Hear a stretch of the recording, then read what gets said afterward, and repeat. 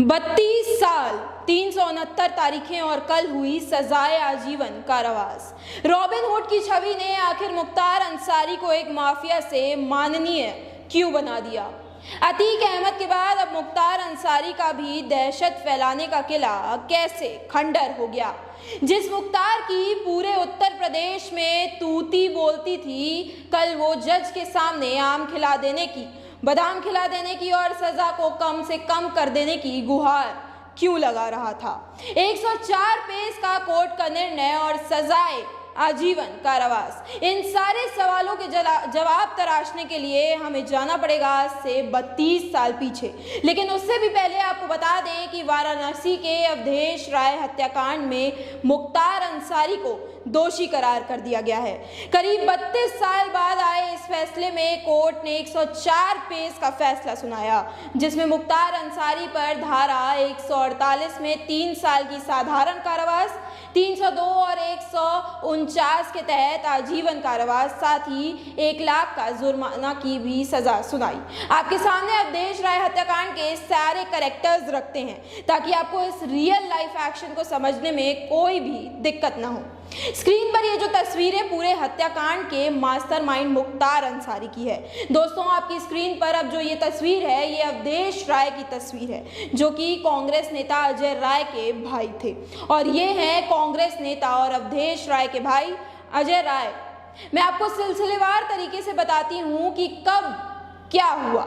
देखिए, 3 अगस्त 1991 की बात है, जब कांग्रेस नेता अजय राय के भाई अवधेश राय की दिन दहाड़े हत्या कर दी जाती है।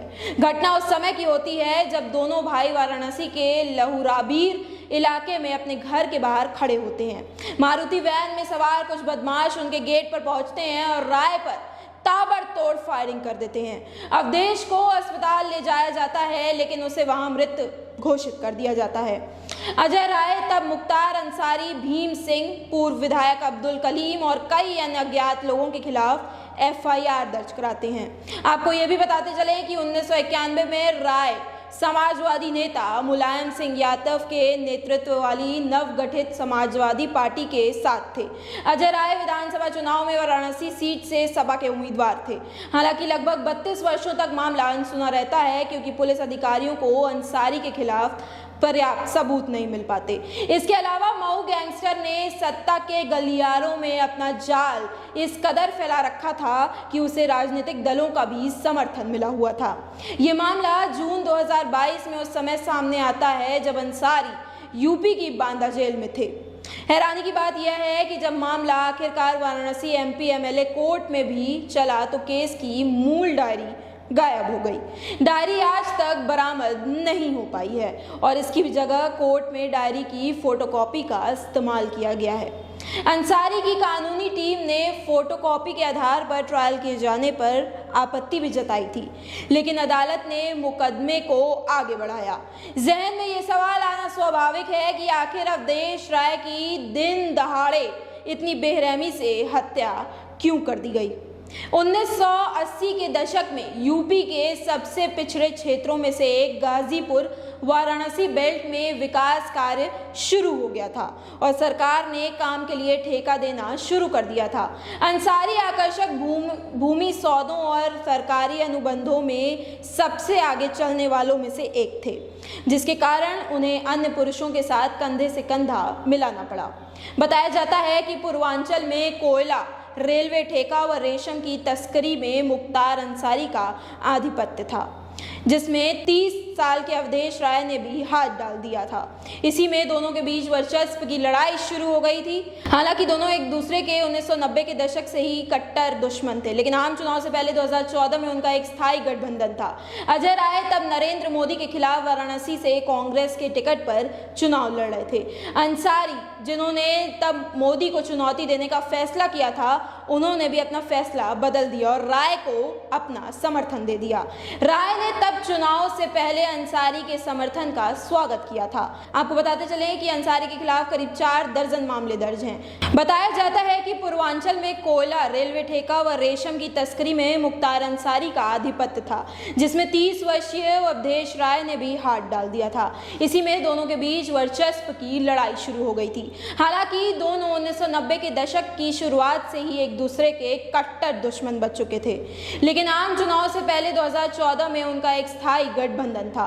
अजय राय तब नरेंद्र मोदी के खिलाफ वाराणसी से कांग्रेस के एक टिकट पर चुनाव लड़ रहे थे। अंसारी, जिसने तब मोदी को चुनौती देने का फैसला किया था, उसने भी अपना फैसला बदल दिया और राय को अपना समर्थन दिया। राय ने तब चुनाव से पहले अंसारी के समर्थन का स्वागत किया था। आपको बताते चलें कि अंसारी के खिलाफ करीब 4 दर्जन मामले दर्ज हैं। अवधेश राय हत्याकांड भी उसके खिलाफ हत्या के 9 मामलों में से एक है।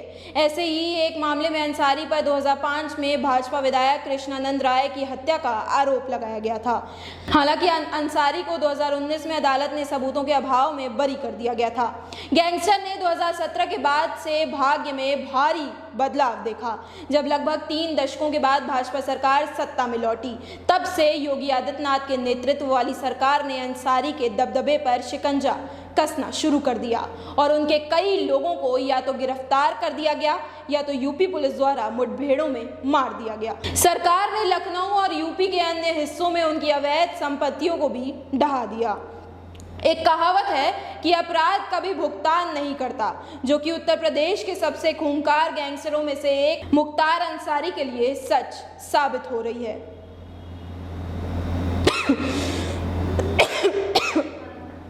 एंड हो गया ना?